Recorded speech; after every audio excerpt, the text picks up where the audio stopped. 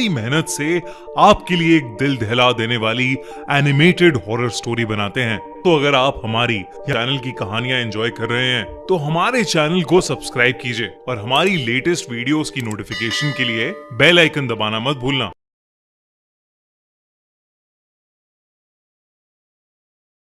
लखनऊ शहर की एक हवेली सालों से वीरान पड़ी थी। उसमें एक बहुत बड़ा और पुराना बरगद का पेड़ था।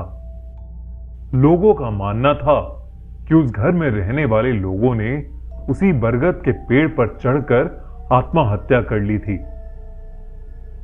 उस दिन के बाद से वो घर सूना पड़ा हुआ है।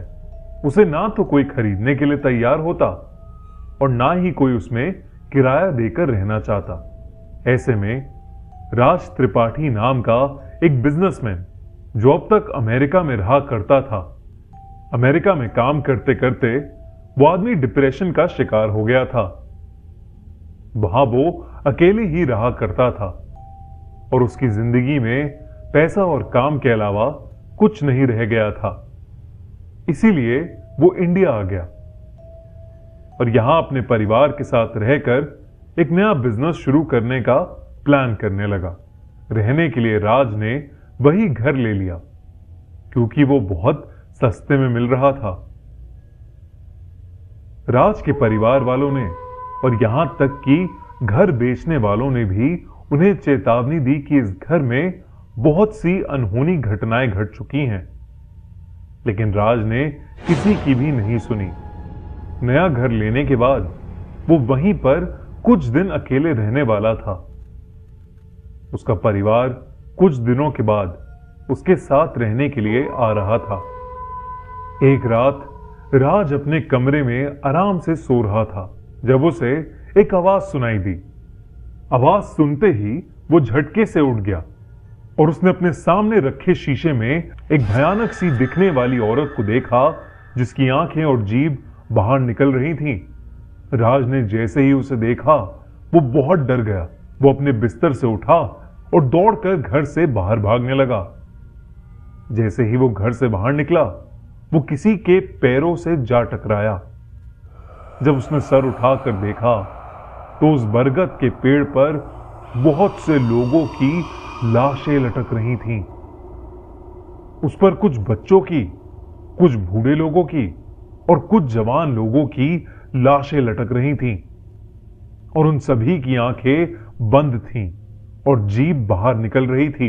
अचानक से उनकी आंखें खुल गईं और वो सब के सब राज की तरफ देखे जा रहे थे।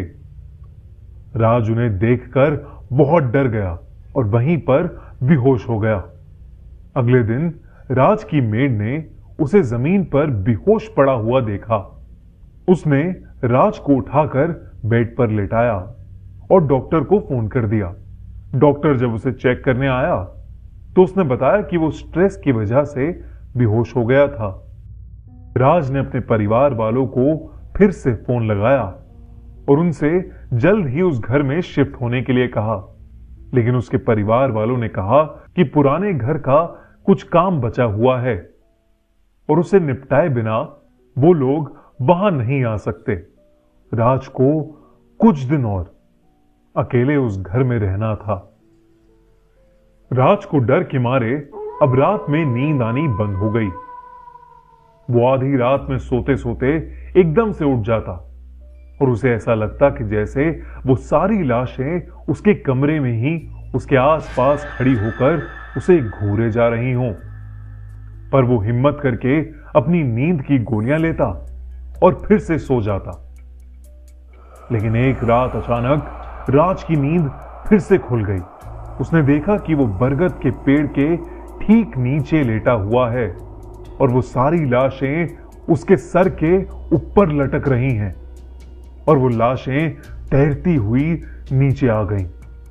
नीचे उतरने के बाद वो राज को देखे जा रही थीं और उनकी आंखें ठीक उसी औरत की तरह बाहर निकल रही थीं।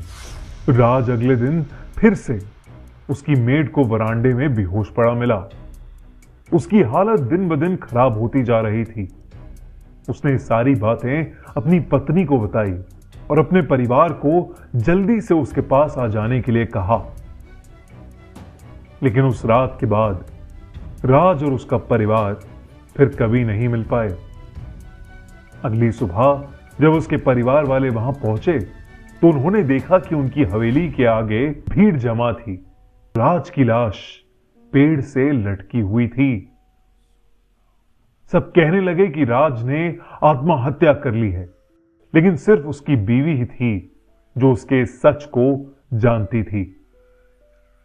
उसे पूरा यकीन था कि उसके पति की जान वहां पर रहने वाली उन दुष्ट आत्माओं के कारण ही हुई है। इस घटना के बाद उस घर में कोई भी रहने नहीं गया और फिर उसे तोड़ दिया गया और उस बरगद के पेड़ के आसपास एक मंदिर बना दिया गया। आपको क्या लगता है, क्या राज सच में हेलुसिनेट कर रहा था और उसने डिप्रेशन की वजह से सुसाइड की होगी, या वो उन दुष्ट आत्माओं की वजह से मारा गया?